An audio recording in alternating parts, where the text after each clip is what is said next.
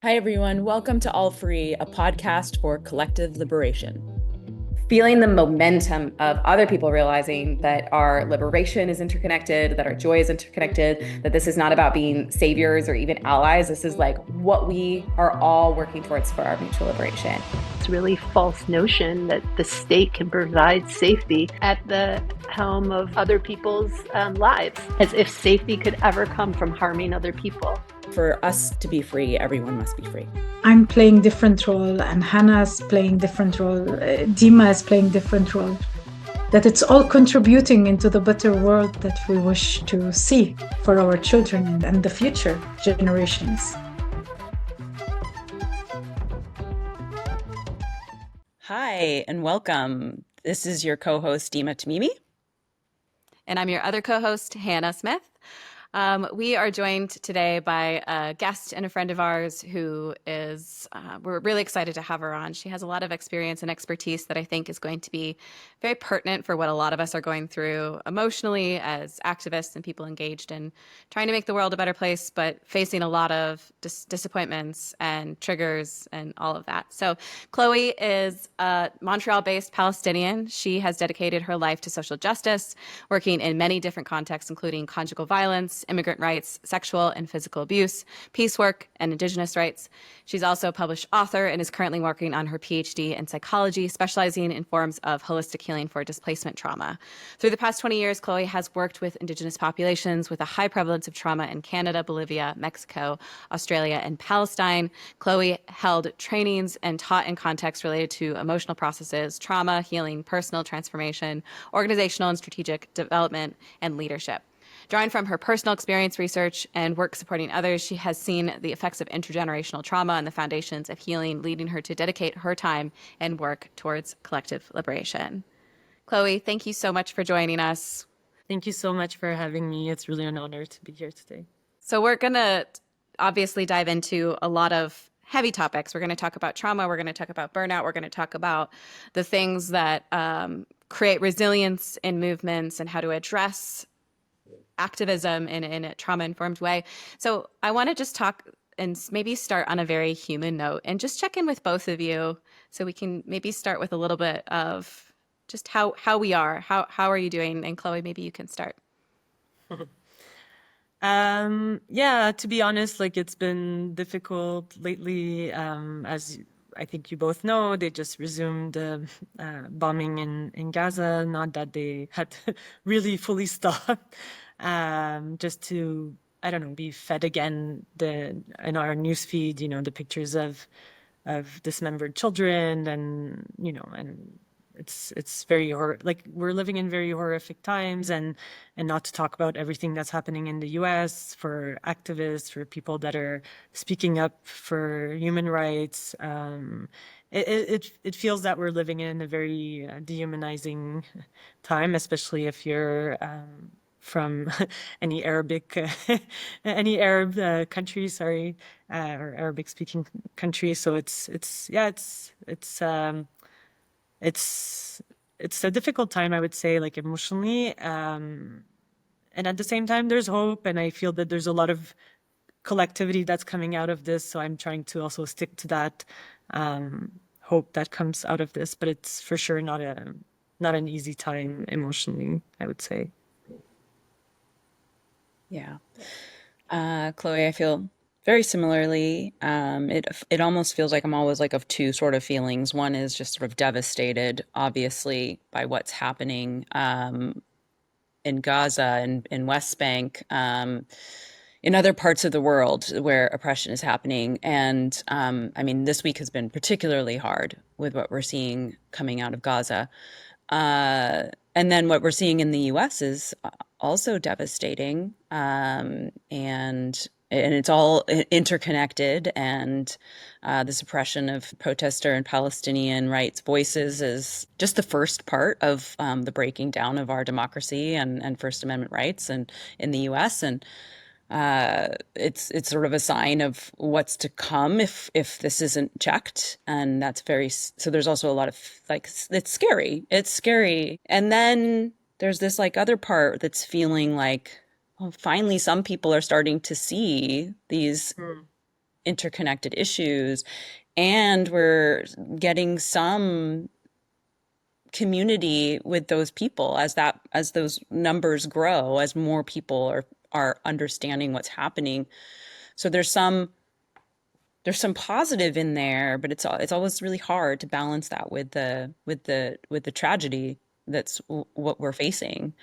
It's interesting. I had a conversation with someone who it was not Palestinian, but she has she's Muslim, and she's been a supporter of Palestine for many, many years. She was from a very young age was sort of taught about what's happening.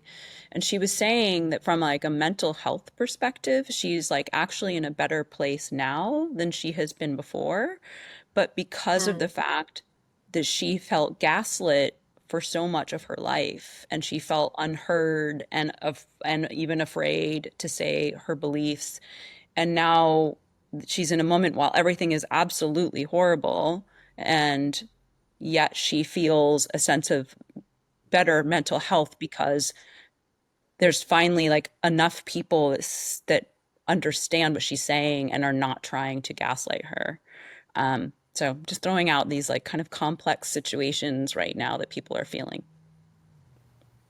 Yeah, it feels like there's rarely ever one emotion that comes up for me when I'm checking in with myself.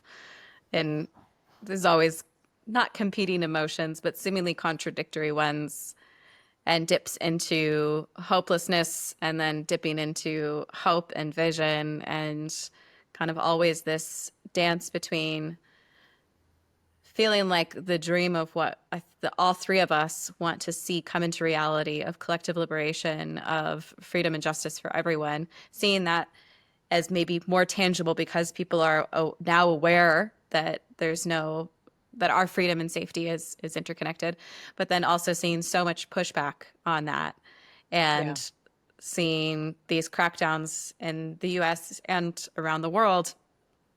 We're not up against anything small here. And Chloe, you have so much knowledge and experience, and you're working on your PhD right now with things regarding trauma and intergenerational trauma and the trauma of displacement. And I'm just curious, like on a broad level, and then we'll kind of dive into the details, but what role does trauma kind of play in the global events that we're seeing right now?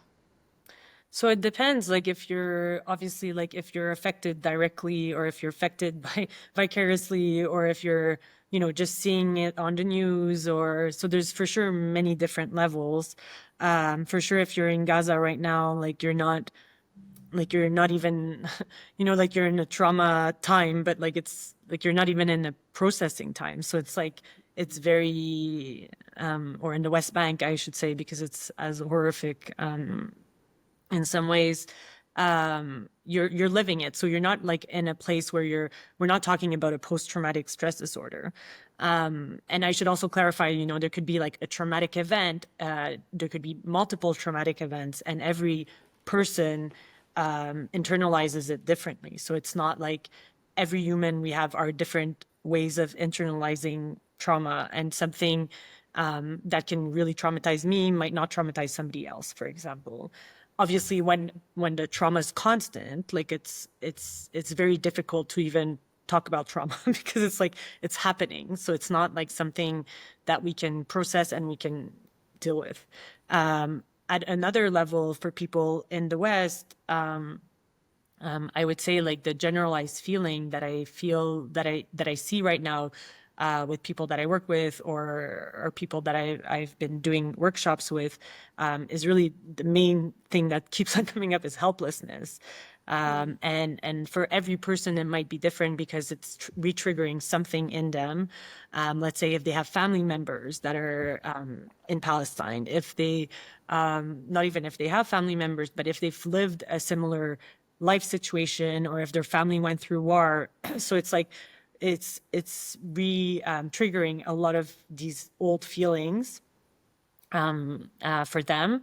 And then if it's just somebody that has no family members, but it's just very empathetic to the cause, and somebody that understands that this could happen, because what's happening right now in the US or in Palestine, like it could happen to anyone. And I think quicker people understand this, the quicker we can have collective liberation, because nobody is safe. Like right now, it's like against the Palestinians, but tomorrow it could be against somebody else, right? I think we're all aware of this in this little group.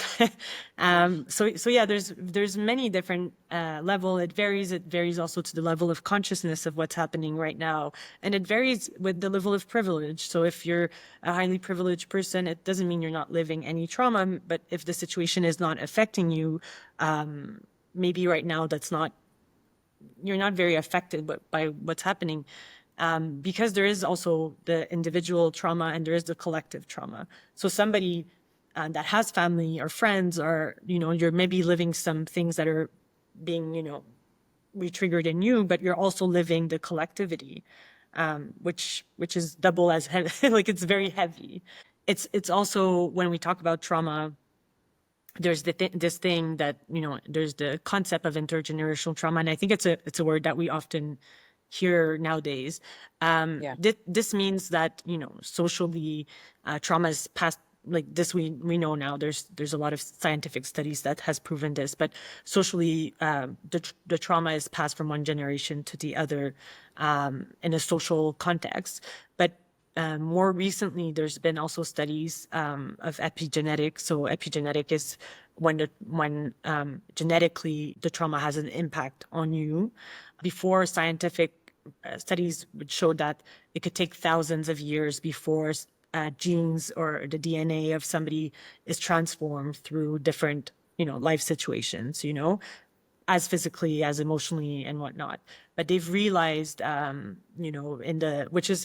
it's interesting because one of the main person that studied this, her name is Rachel Yehuda, and she is Jewish. I think her grandparents were in the Holocaust. So it came from a Holocaust perspective when they first started studying epigenetic, and seeing how it had affected people being born, like in gene wise and physical. So but there's a biological component now that we know for sure to intergenerational trauma. So for example, to very simplify, there's like a lot of genetic things that could be explained. And even myself, it's not like specifically my field. So like, I won't go into details, but for example, let's say, my grandfather, for living the Nakba, had like high level of cortisol. So this is like the stress hormone, like you had high levels. And then my father was born with high level of stress hormone. So it's like my father was born with a high level of hypervigilance, constantly being stressed and in high anxiety. So then this could affect me and my siblings. It doesn't mean that everybody has this, but it could affect you in different ways. And then what's very difficult is the, the kind of being able to identify what's what specifically, because there is for sure a social component. For example, I could be born in a family where, because of what happened to our family, my father is absent emotionally, high anxiety, this and that, like other things. So socially, I'm also socialized in a certain way. But it's not to say that biologically I don't have also some hormonal changes that are happening to me. So this is like, in essence, like intergenerational trauma, and it's very hard to discern specifically where the trauma is coming from. But we know for a fact and scientifically that every human like suffers from different trauma that are passed on from generation to generation. I'm so glad you brought that up, Chloe, about intergenerational trauma and the epigenetic kind of factors involved. It's interesting because within the collective liberation movement, so many of people at the forefront of the movement have probably high levels of some type of intergenerational trauma. And so they're having to manage that and deal with that, but still be, active or trying to open people's eyes to what's going on. And you brought up, a current kind of wave of helplessness and fatigue for these individuals and collectively. What's some of what you're doing in workshops or in trainings to sort of help people manage that helplessness, honor it because it's there for, that's, they're feeling it, but what's some of the advice you're giving people?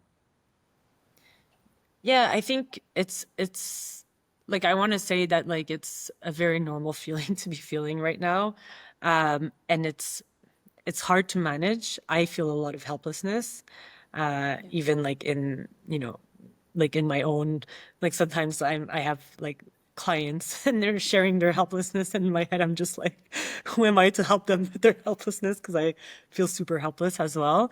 I think what we do in in part of the workshop that or like in the trainings, we really look at like individual and collective. So we look at how a person can look at their own triggers, at their own personal transformation.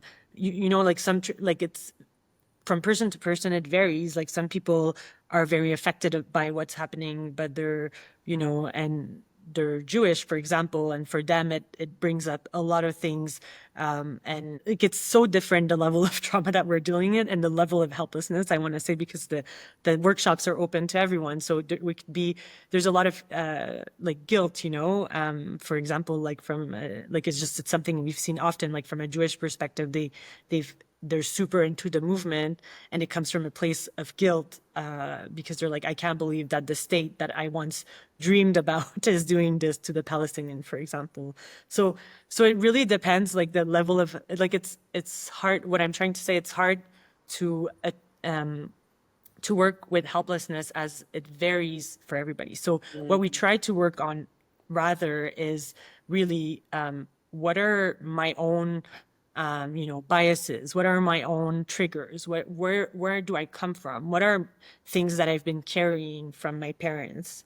And to look at our own personal transformation. So right now, a lot of people, because of the situation, are acting out of reaction. So basically, you have a trigger and then you're reacting to that trigger. So you're not actually responsive. So responsive where we would have more time to process and do, the actual decision of like acting X, Y, and Z. And when you're reactive, it's like sometimes it's not a good thing, but then it's also very telling on what's happening for me personally. What wounds am I acting out of, right? So that's a little bit more like what we're trying to work with, because if we try to, helplessness is more of a symptom of like everything else that's happening for the person. And helplessness comes from a place where it's like, okay, I feel I've tried everything and nothing is working. But if we try to also look at more individually what's happening for me, what am I being reactive to, and why do I feel helpless in front of all these situations, then we also have a better chance of success of treating something or working on something, and also higher chance of empowerment, because if you understand yourself better, then you could also work better in collectivity, work better in working with other people and helping other people understand the movement or understand what's important to be doing right now. And then that reduces the level of helplessness. And also working collectively on these things in a workshop where you have other people feeling the same, it also reduces the level of helplessness, because you leave these workshops and you're like, oh, wow, like all these people also want to be doing, like they also want to work on these things. So then you feel a little bit more empowered, because it's something to remember in our societies, especially in the Western world. We're such individualistic societies that we lose the sense of collectivity. Even if more and more, like you were talking in the check-in, Deema, like more and more we have that sense of, oh, wow, other people are feeling the same. We still go on with our lives and, our day-to-day, and we're very individualistic in the way we process and the way we do things. And it's been interesting because there's been studies where in countries where there's more collectivity, trauma impacts less people, or impacts, it doesn't impact less necessarily, but the impact or the helplessness impact is much smaller, because even though what they're living externally looks worse, their day-to-day impact is smaller, or emotionally they're less helpless because they have that collectivity standing for them. So it's also, when we work on these things, there's things we can work on individually, but because we work also on the collective, and that's what we talk about in collective liberation, it helps people, because then you don't feel so alone in the movement, you don't feel so alone in your triggers, you don't feel so alone in your reactions. And by transforming, it's a ripple effect. By working on yourself and transforming yourself, and realizing your biases, realizing your reactive behaviors, then you could also have an impact on other people.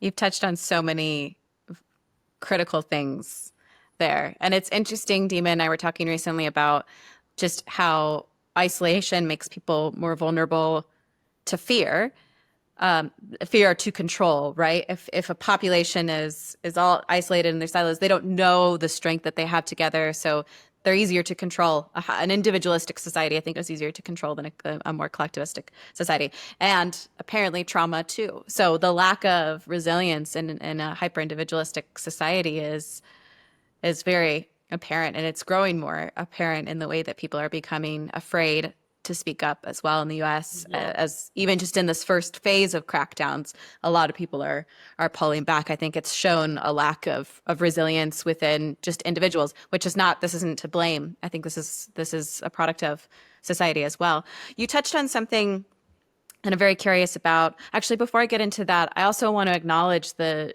generational trauma piece, because I've been thinking about what are the costs of oppression that we don't recognize, because I think recognizing some of these costs of oppression is an important part of grieving those losses. So the costs of oppression can include like somebody dying too early, somebody dying at 60 where they could have lived to 85 because they grew up under occupation or because they grew up under war. Like if 4 adverse childhood events, 4 ACEs can cut a lifespan by 20 years, like what does growing up in some of these horrific environments do? And then I was thinking about, the cost of having to communicate with people who don't understand your identity and that constant mental and emotional burden. But then you have the cost that this has on generations. And so the cost that the Holocaust has on generations, the cost that the Nakba has on generations, the cost that the Indigenous Native Americans being displaced is still having. And I just want to take a moment to recognize that like the generational trauma is an under discussed and an under represented part and cost of oppression. And it has such significant effects of how we show up in the world. And it's also something we have to be thinking about as a movement right now, and we're supporting people because our degree of able to show up and support our neighbors who are going through traumatizing things can also determine, how that affects generations down the line and how it affects our own lives. So I wanted to just mention that because it came up for me. But there's also something else you talked about, which is guilt. And I think that guilt's probably played a role in my burnout. And there's a lot of people who have burnt out in the past 2 years. I think the guilt of like, I don't feel like I can take a break. I like the guilt of also feeling like I have to keep talking. I have to keep doing this because who else is going to stick up and speak out if I don't? And then just running myself absolutely into the ground and coming to the realization that like guilt was not a helpful motivator. Like when I'm motivated by love, it's very different than if I'm motivated by guilt. So I'm curious how you address guilt, and do you feel like guilt has a role to play in movements, a helpful role to play in movements? Yeah, I agree. Like for me, I don't think that guilt is the most helpful. It's like shame a little bit, like doing things out of guilt and shame, like in terms of like self-compassion or like self-care, it's really not the best emotions. And also like, it's like everything in life. When a movement is rooted in something that's, like that it's not rooted in, if it's rooted in guilt or shame, if a movement is rooted in like everything else in life, I don't think that it's a movement that's going to be very at the end, like the roots are not very strong, because like you said, guilt does bring burnout in the long run, or does shame, or because guilt is infinite, like and we've seen also in the last year and a half, like for example, people in West Bank feel super guilty that they're not in Gaza. Their level of guilt is really high and real. And I would say even people in Gaza feel guilty about their neighbors and like everybody, like, so imagine like in our head, we're like in the West, we're like, oh, we feel so guilty. And like, I know for a lot of people that have Palestinian roots and even people that don't, we almost want to go there. And And yeah, I don't have like a real answer because it's really hard, like they're really hard emotions to navigate. I don't have like a magical solution to them because they're there and they're real. But I want to say that I want to normalize them. They're there and they're real for everybody. And even for the people living the situation or living the genocide, the guilt is, the guilt is there because there's always, and that's like a human emotion. There's always somebody worse than you, you know? And when there's collectivity, those emotions are bound to happen because we feel guilty for the people that we love, that we care about, that we were empathetic to their cause. And especially when there's privilege, I think what's really important in this, or navigating this guilt and shame, and it's something I see often with people that have a lot of privilege. It's like they kind of impose it on the people that's living the the situation, and to have it resolved by them. And it's like a little bit the I'm sure you're aware of like the white guilt, or like and there's a book like White Fragility, like, so like Yeah. there's these emotions. I think it's important to be aware that we shouldn't impose them on others, and it's important to be aware that they're not necessarily super helpful. Like it's okay to feel them. I think we need to normalize them. It's okay to feel them, but they're not helpful to push forward the movement because they're drowning emotions. Like we're just gonna drown in them because the guilt is infinite. Like you can feel guilty for the child in Ethiopia, and you could feel guilty for the people in Sudan or the people in Congo. Like there's enough guilt to last you more like 200 lifetimes if you want. And yeah, I don't think that it's like the most helpful. And I don't know, I remember I've worked a lot, as you said in my bio, with indigenous population, like all over the world. And there was a Colombian shaman once that told me, as I was feeling all this guilt, as being a Palestinian from the diaspora, that was saying like, it's not your story, you know? And for me, that was like super triggering because I was like, what do you mean it's not my story? And he's like, well, it's not your story. It was your grandparents' story and your father's story. But he's like, you grew up in Montreal and you're safe. And he's like, that's your story. And you're safe because of the resilience that they've built throughout the years. And you're safe because of and he's like, it's not to acknowledge everything that you're going through emotionally, but if you're always stuck in the guilt and the shame in their story, you're not honoring your own story, and you're not being productive for the cause, or you're not being helpful for the cause. And I thought that was like, it's I'm still integrating these words like a year and a half after, but I thought that was very wise, and something. It's a good thing to remind yourself. We can only act from a place. We don't choose where we're born. We don't choose, like in what context. So we can only act from that place also. And with privilege comes great responsibility. And I think we need to act from that place rather than being stuck in that guilt and that shame and, all these things that can come. Yeah, Yep. I have a lot of thoughts about guilt, and I'm so glad that we decided to dive a little bit into it. I don't want to belabor it too much, but I did want to note that I think that naming it is a really important thing, like naming that there is a feeling of guilt. Because in naming it, it's like you can then kind of move past it. Because I do see so much of the negative impacts of guilt. I've seen guilt actually sort of like make people not be able to move on. They just sort of sit in the guilt and they can't. I see this a lot in the Palestinian diaspora, people who feel so guilty about being safe or relatively safe in the world that they're in, the physical world that they're in, that they're almost unable to do anything but sit in that guilt and have it sort of eat away at them. And so there's such a negative thing there. And then another example where we've seen guilt just be not named and not dealt with is Germany. I mean, Germany has a culture of guilt, and they're making huge mistakes because they're not naming that guilt and sort of facing it and then moving past it. So I'm really glad that we covered guilt as a kind of an emotion that is natural, that we're Yeah. going to feel, but how do we not let it take over?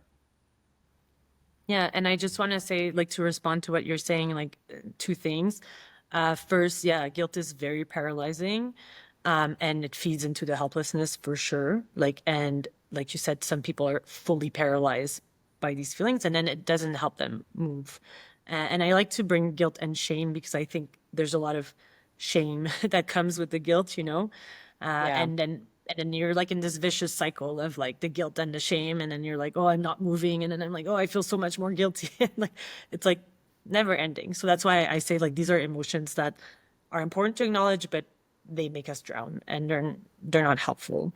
But it's good to normalize them. And then yeah, Germany, and my second thing that I want to say is like Germany has been, deliberately sending money to Israel for since the Second World War, and it's based on guilt. And what's sad in this situation is that you lose all reasoning, like you lose all rational thinking because of that guilt. We can, this is like a very good example of instrumentalizing trauma as well, and like we could talk about this very briefly, but I think in Germany as much as in Israel, trauma is being instrumentalized. Like trauma is being, and we've been on tour with like before Salt of the Earth in the US, but in Germany. And I've heard a lot of people say, for example, oh, my grandfather, I remember I was having this talk with this woman and we were talking about the word genocide. And she's like, my grandfather was a Nazi,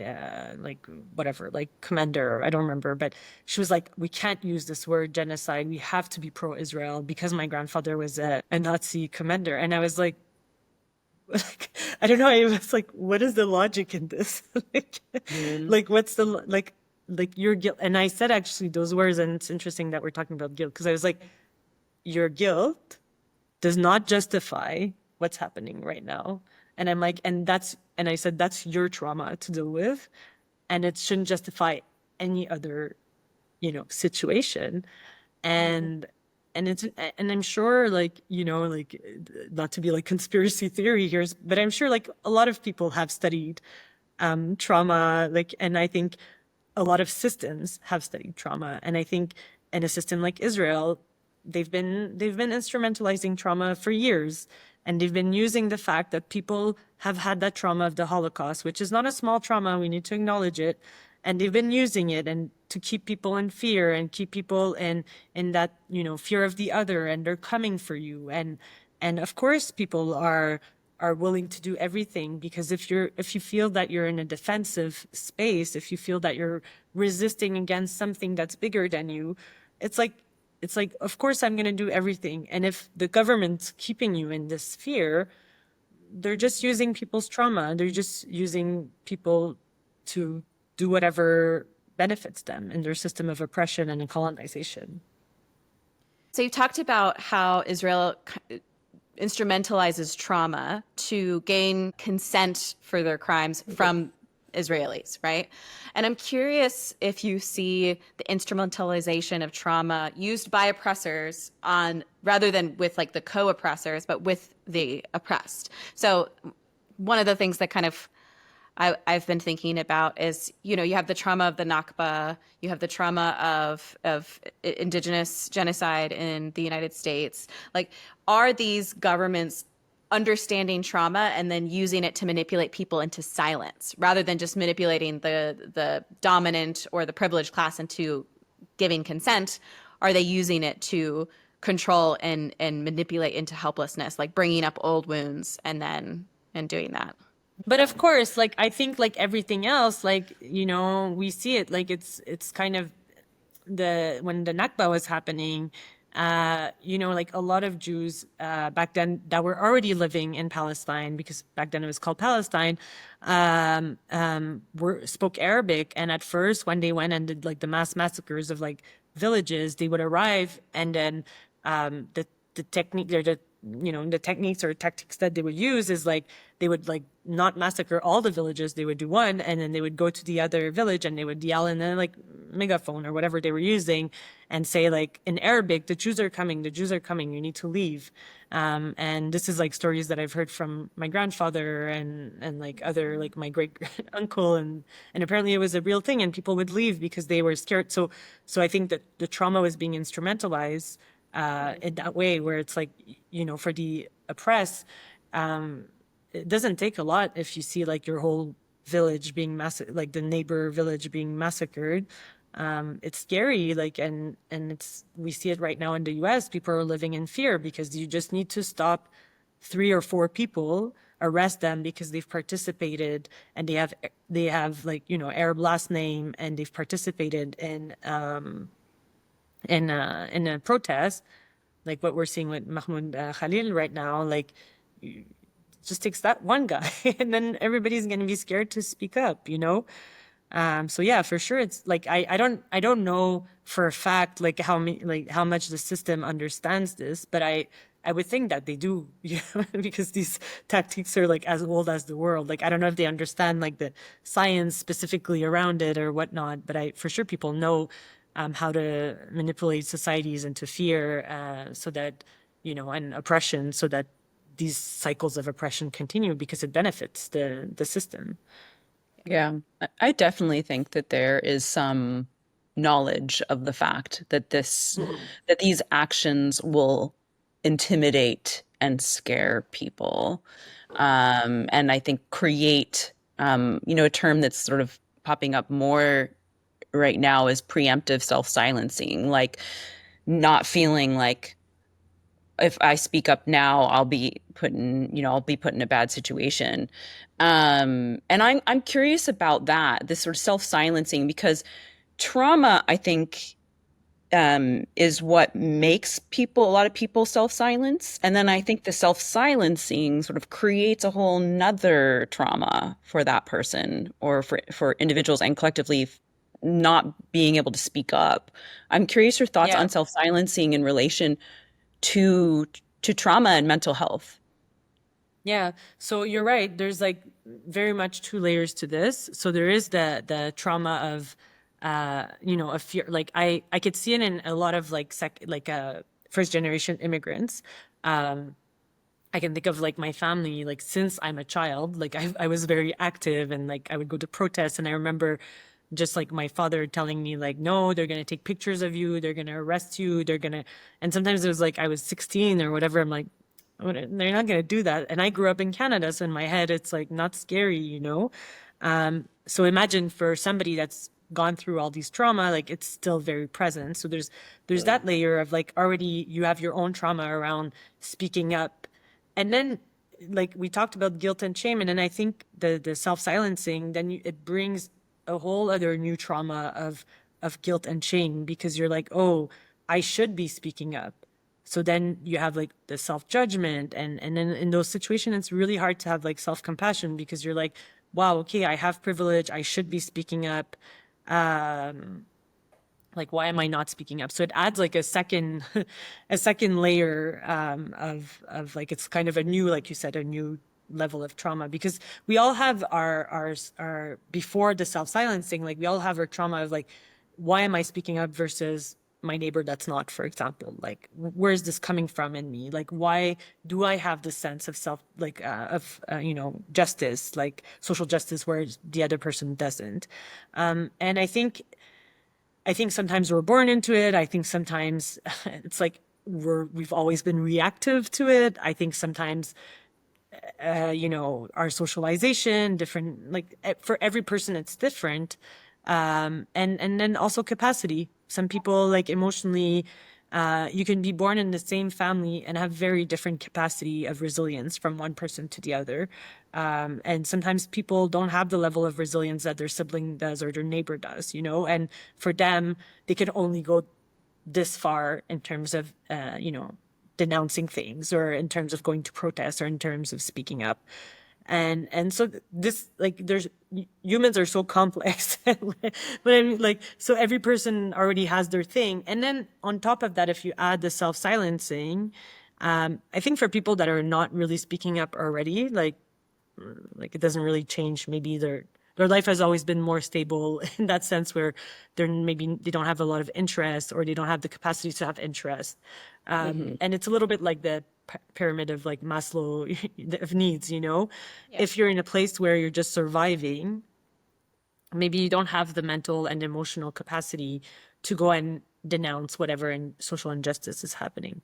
And maybe you do, but just for your own social injustice that you're living. Let's say if you grew up, you know, on welfare, and you're like on like social lodging, and then maybe that's your cause, you know. But I think then what happens is like all this is true, and then also if you're being silenced, because you see, and you're, like you said, it's a self-silencing, but you know that very real consequences can happen, like what we're seeing right now in the US in the cases that we've talked about. Like it's real, you know, and people could be deported. So it becomes very scary. So then once again, it comes to capacity. You know, do I have a past? Like, am I a citizen? Am I just a green card holder? Am I on a student visa? And then you want to ask yourself, like, how much am I willing to risk to get my voice out there? And I think, you know, when we talk about engagement, like, you know, your social level of engagement, like if we look at the root of that word, there is risk that, like, in social engagement, like there is something in that word that talks about risk. And it's just, I was hearing somebody talk about this recently, and I think it always comes down to what risk am I willing to take?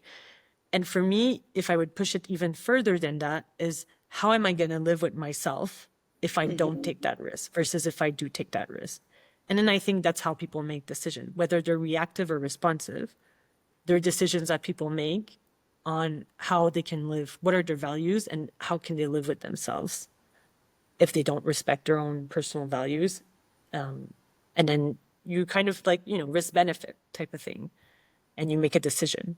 So on clarifying a question I asked earlier, because I realized it was kind of confusing. What I was asking is, do oppressors like take up old wounds and then manipulate them? And what I realized when you were answering is like one of the things that, like, if you want to manipulate victimization from the oppressor side, you give it over validation and you give a fear of what could happen if they don't preemptively attack. And then if you want to increase helplessness from people who have been victimized, you deny that there was any harm in the first place, or you make them seem like they're exaggerating. So I think in that way, there could be like that old wound is being instrumentalized to increase helplessness. And I think that's like gaslighting, right? Like that's what an abuser does. Oh, I didn't hit you. Oh, you're crazy. This is also what the US government is doing with people who are freaked out, and then they're acting like everything is fine. So anyway, I just wanted to clarify that question. And it's good. I just want to say, like, when Deema did her check-in, something that really resonated with me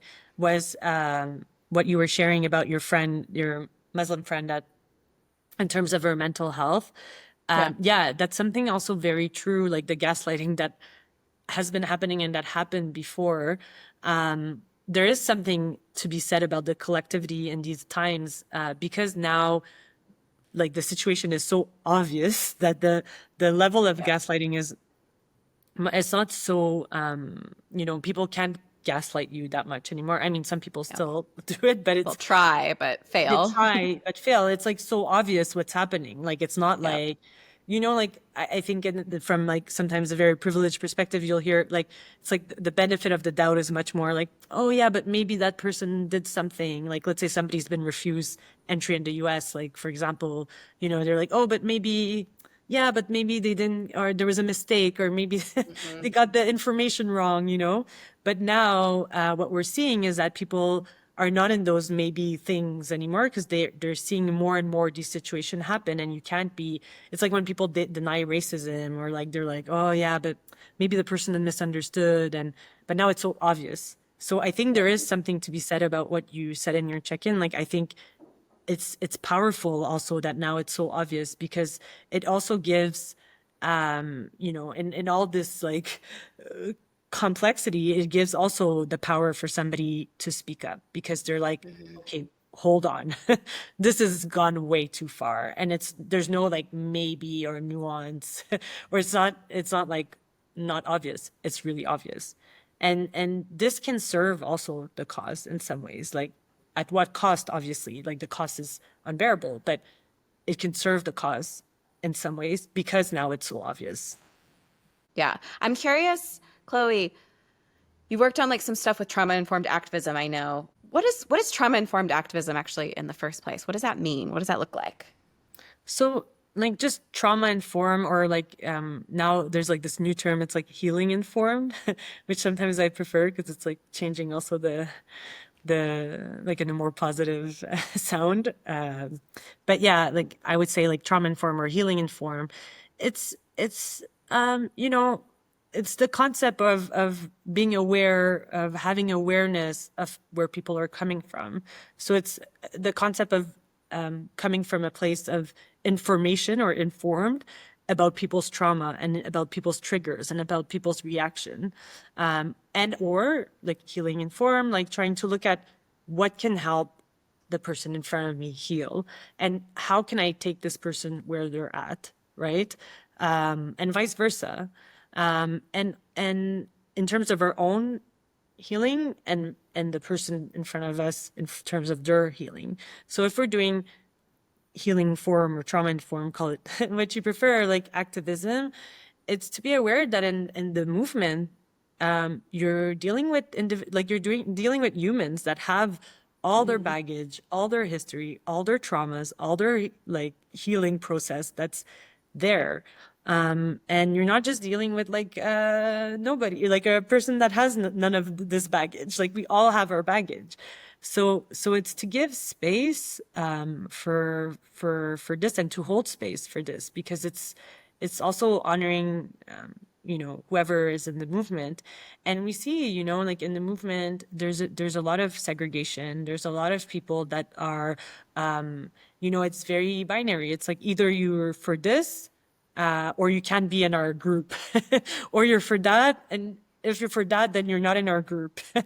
And I think that's not very healing informed because it doesn't take into account like where people are coming from, and we're losing first of all, we're losing a lot of time between those like little debates that sometimes don't matter that much.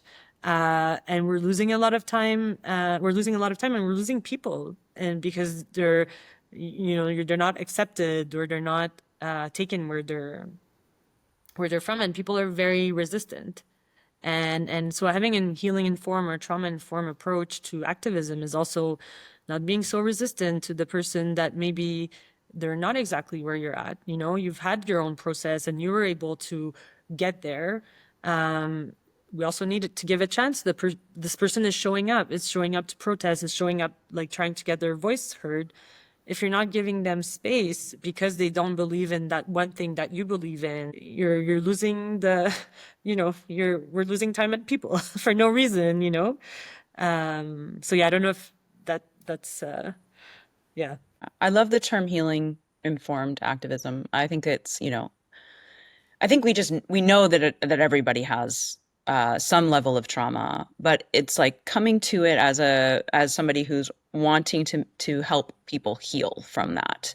And in that conversation I had with the woman I mentioned, she was essentially saying that she was healing. She was healing from historically being gaslit, and that healing was making her stronger. And I think we're seeing that with a lot of people in general, but a lot of Palestinian diaspora people are getting some, in this harshest of times, are getting some individual healing to this trauma that caused them to self-silence, that created this, sort of vicious cycle. And by seeing other people sort of, as you said, like point out the obvious, that when they pointed it out for years was considered, blasphemous. It's that is now healing them. And I'm also really glad you brought up the internal, within collective liberation and Palestinian liberation movement, the internal sort of violence toward one another, when people don't agree on things. And if we could bring this idea of healing informed activism, there's sort of this negative feeling around it with some people, like, oh, that's like too soft of an approach. But I see it as a way of getting us to where we want to be in collective liberation if we can meet people where they're at a little bit and understand that we're all coming to this with a lot of pain and uh, a lot of need for healing, and that if we could have some of that grace within the movement, I think it would just be much stronger. So, And you know, like sometimes I like to remind people nothing is personal. Like a lot of time people, you know, you said, you know, having grace towards the other, like when somebody doesn't have grace towards you or compassion, I often remind myself, it's like, imagine the level of self-compassion this person has. Like probably it's very little, or the level of judgment that this person has towards themselves if they're portraying this level, if that's what's transpiring, you know, towards the other. And it's a good reminder sometimes to be able to brush it off, because you're like, and maybe to be curious, you know, and that's also healing in form, like to be curious, like if this person is acting this way towards you. And I know that right now we don't have the like bandwidth to do this all the time, but sometimes if you do, like to be like, hey, like this is really aggressive what you're saying towards me, like where's this coming from? And just sometimes like that kind of like, instead of you two being reactive, and that's like we talked about the workshops, that's a lot of the work that we do. It's like if you're able to catch on your own wounds and triggers, and then you could also have a better control or response to when people are in their wounds and in their triggers, and then you could connect better. Because when people are in their triggers and their wounds, what they need is connection. Is not more reaction, because then you're just adding oil to the fire and it just escalates. And just sometimes that real deep connection, and that Hannah, you were talking about coming from a place of love. When we do things out of love, this is also doing things out of love, when we're able to see the other person as a wounded person, you know, and in a healing informed context, then you could take them where they're at in their wounds, and just that little connection, then of course this person's going to listen more to you and be more open to whatever you have to say. But if we're just reacting and just adding oil to the fire, you're just feeding into their wound, and the conversation's not going to go anywhere, you know? yeah, That's the curiosity piece is so good. I feel like I need to just write that down and have it on my, like tape it to my computer screen, because curiosity is the thing that catalyzes where these conversations go. When there's disagreements in the movement about, okay, maybe seeing things as really black and white. If you don't agree with this, you're not in our club. If you are this kind of way, you're not, is like, when there's disagreements online, when there's canceling online, even like curiosity really just diffuses it, because it reminds people like we're in this together. Like we're partners in this. So let's tackle not each other, but whatever this disagreement is, and tell me what's real for you right now. Tell me why this is activating you so much right now. Like I want to know how I can support you. And if we come at things with that energy, it's so transformative. So curiosity, I'm gonna continue to remind myself of that. On this, just I want to add a little thing, and it's like an exercise that everybody that's listening can do. But a lot of time what we do is we are also in our own triggers, you know, and we are in our reactions. So a lot of time, and we all do this, and it's a normal thing. Like, I don't want to judge anybody. Like, I do it all the time too, but somebody will say something or come at you with something, and you're not actually really listening. You're already preparing your response to what they're saying in a defensive way, you know? And I think it's good to be curious, because first be curious, and then you could, you know, state how you're feeling or how it makes you feel. But if you're curious about what the other person is feeling in that moment and why they're so, like you said, activated or reactive in that moment, then you're going to get somewhere, you know, because then it's like, you know, the thing like, I'm sorry, but like, it's like you just canceled everything you just said before. So it's like, first take the time to acknowledge the person in front of you, whatever's activating them. And that's healing in form. And then you could say your piece, but it doesn't have to be right away. You don't have to respond right away. And when people are in this activated headspace or emotional state, they're just looking for, they're craving connection, and they're craving like, you know, being validated and being seen and heard and loved. And it's like the most basic human thing, but we forget about it all the time because we're activated too. And I don't want to minimize, like, a thing about this is that I just want to say everybody's activated right now. You know, Yeah. our bandwidth is very, our capacity, emotional capacity is very limited.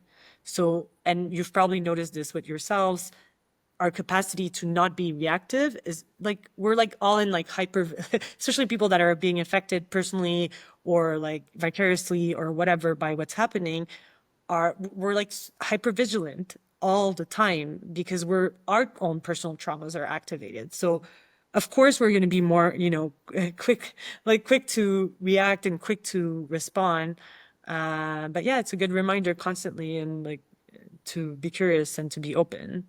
Yeah, I'm glad you brought up curiosity. I think it's such a good tool to lean on. Like when you're in a moment where you feel triggered and I think if we could infuse that into, and I'm not even speaking about like, you know, counter movements against each other. I'm talking more about like internal within movements, how powerful curiosity could be if people could, when they are in disagreement, just sort of lean on that before getting into like I'm immediately opposed to what you're saying, and so you are canceled. You can't be part of this movement. That's happening so much, and it's such a sad thing to watch happen.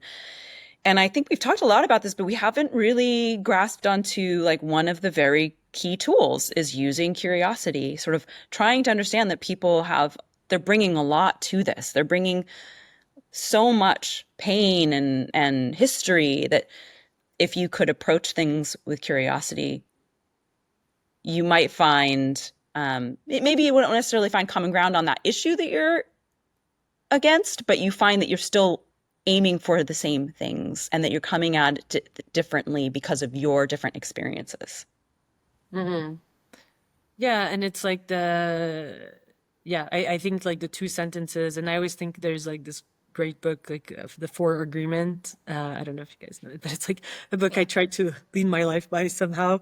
But that there is this thing how nothing is personal, and I always remind myself, and I think it's like the two sentences from within the movement that you could tell yourself. It's like, first, this person is not coming at me in like it's not personal to me. Like nothing is personal, first, and second, be curious. Like what's happening, and everybody's coming to the table with their own things, with their own trauma, with their own triggers. So you have to you know, acknowledge that you don't know what happened to them, first of all, within the same day, and you don't know what happened to their family, and you don't know what happened to in their past. You don't know, like, we don't know where people are really coming from unless it's like somebody that you're deeply connected emotionally to, and you know like all their traumas and all their triggers and whatever. But most people we don't know. And then not even like their past, but even within the day, like maybe their grandma died this morning and they're hypersensitive, you know, like who knows, you know? So yeah, I think it's a very good way to, like, I don't do it, I don't succeed all the time. I just want to say, but it's a very good way to lead your life in this way, especially within the movement, because I think then you're just connecting better and you're coming from a, you know, healing informed lens. And we're in these dehumanizing systems that don't give people the benefit of the doubt. So when we give each other the benefit of the doubt, it's coming at it from the opposite sort of dignity eroding way that these systems are designed to treat us and to treat each other. So Definitely. yeah, I think that's yeah. Amazing, Chloe. Thank you so much for joining us. We really appreciate it. I feel like I learned a lot in that, and I think the conversation about burnout and activism and trauma and guilt and all of these things are going to be it's going to be a continuing conversation, I think, for us. I don't have any other questions, but Deema, did you have any other questions? No, but I just wanted to say, yes, I've learned a lot, Chloe, from your expertise, and I just look forward to hearing more about your work and wanted to give you an opportunity if there's anything you want to leave our listeners with today. Yeah, please do. First, I want to thank both of you. It's always amazing to spend time It's really like a privilege to know both of you. You're such amazing women. And yeah, I think maybe just to continue to try to be hopeful and to try to continue to do the work, your own personal work, because then it just has that ripple effect on others. And I think we are in difficult times, so also be patient with yourselves and be kind towards yourself and be kind to others, because I think that's, we won't resolve this by imposing the same emotion as the oppressors are imposing on us. So just to continue to show self-compassion and compassion to others. I think it's difficult for everybody right now. So yeah. Great reminders. Thank you so much, Chloe. Thanks, Thank Chloe. you.